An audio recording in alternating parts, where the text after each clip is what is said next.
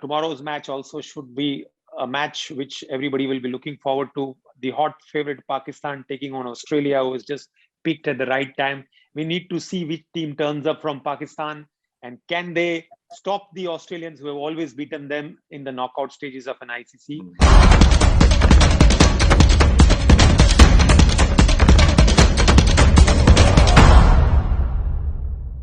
Hi guys, and welcome once again to Gulf News coverage of the T20 World Cup. We've had our first semi-final, an absolute thriller in Abu Dhabi as New Zealand came back from the dead to defeat England and leave them a little bit stunned towards the end there. It was a sensational match right from the word go, I think. First of all, say hello to Anis and to Sham. How are you guys doing? Good. Thank you, Matt. Hello, Sham. And hello to all the beautiful people of Gulf News. Yes, what a match we've had in Abu Dhabi. It was all expected that England will walk through New Zealand. But as I've always said, New Zealand is one side who does not make more noise. They are a side which plays clinical cricket.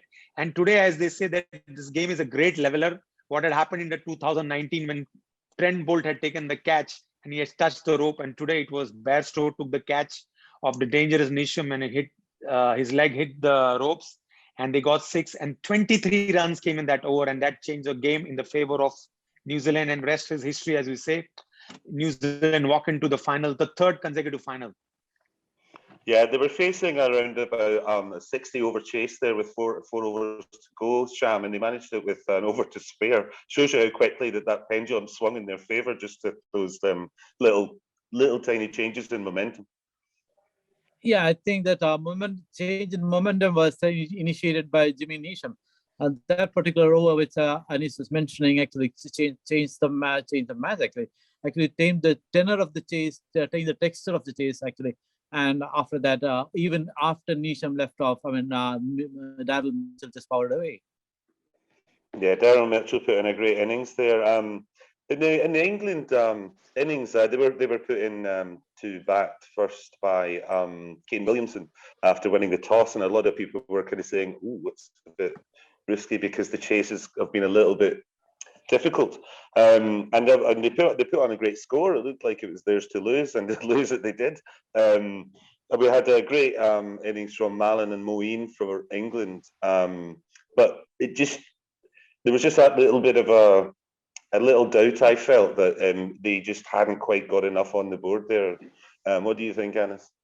Oh, yes, Matt, what happens is when the time Jason Roy and Butler were batting, they were able to give England that start. And unfortunately, Johnny Bairstow, who took the opening spot ahead of Jason Roy due to injury, he was not in form, as I had mentioned. He had scores of 0, 1, 5, and 8. His highest was 8. And today also he couldn't get going. And England generally has done well, whether in the 50-over format or the 20-over format, is by getting that gung-ho start, where they play fearless cricket. They are able to score 6 overs, 60, 70. And this was an Abu Dhabi wicket, not the Sharjah wicket that they could slow. And the start was not up to the mark. And hence, in the end, after the loss of Josh Butler, it was only Moeen Ali who probably played that 50-odd runs.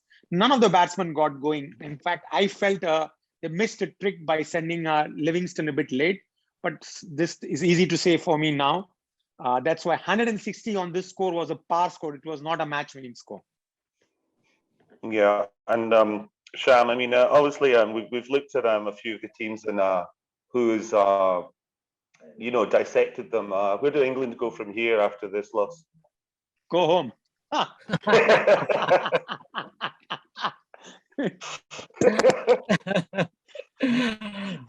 See, make no mistake. T20. This is a T20 games. Any team could win.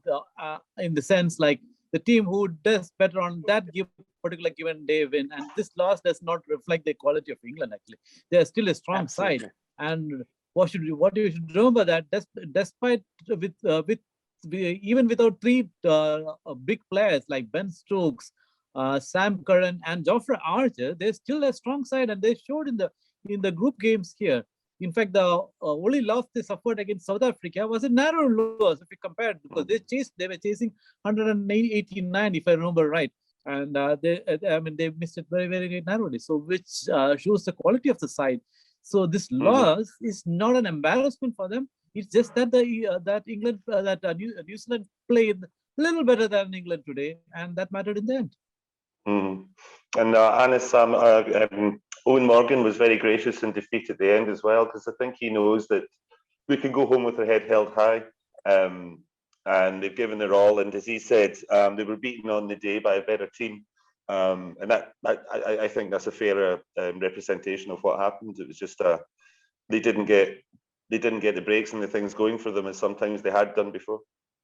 Oh yes, Morgan is a great captain. He's led England well from 2015. If you see the turnaround which has happened in England, and they are very gracious in admitting that they started playing this cricket, which they following New Zealand. They learned from the great Brendan McCullum, and that is how England changed their style of cricket. And yes, today, let me be very honest, things would have been different had England been chasing. Okay, they didn't have Jason Roy, but batting second has been easier compared to batting first in all the matches. And you've seen most of the results, barring 1 or 2 matches, which probably we saw that day South Africa defending. But by that time, England had already qualified. So I wouldn't look much into that match. But batting second is a big advantage, because when you bat first, the wicket is a bit sluggish. And as I said, they did not get a good start. And 160 was a score which was not a match-winning score. It was a par score, but not a match-winning score. And that is where England lost the game.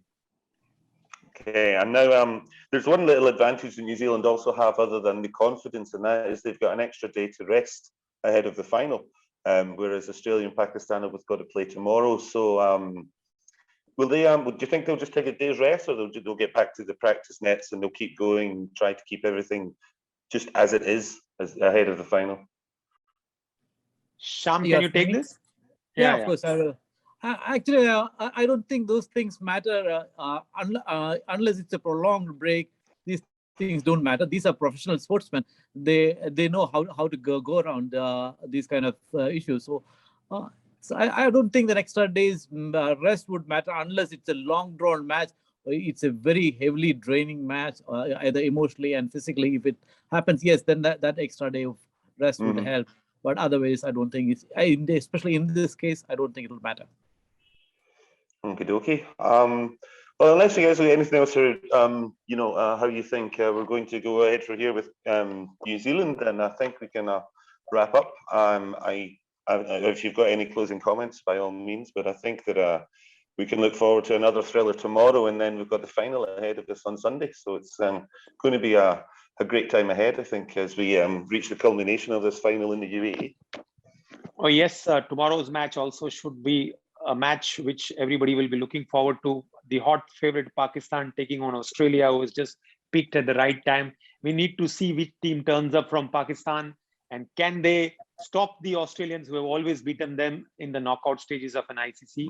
That's going to be a thriller of a match, but advantage definitely to Pakistan, because they haven't lost for 16 games in UAE. And to break that record is not going to be easy for Australia, but we'll have to wait and watch. As we saw today, strange things happen. You might see another thing happening tomorrow. We shall find out tomorrow. But thanks very much, guys. And as usual, everybody back at home, you can keep up to date with all the events, analyses, previews, reviews, galleries, and everything else in between for the T20 and beyond at gulfnews.com. And thanks to Sham, thanks to Anis, and we shall see you all again tomorrow.